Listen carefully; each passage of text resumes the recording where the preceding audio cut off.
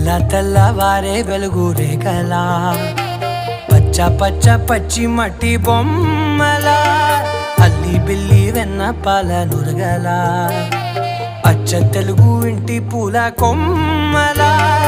దేవదేవుడే పంపగా ఇలా దేవతే మా ఇంట అడుగే పెట్టెనంట బ్రహ్మ కళ్ళలో కాంతులే మా అమ్మలా మా కోసం మళ్ళీ లాలి పాడేనంట. వచ్చిందమ్మా వచ్చిందమ్మా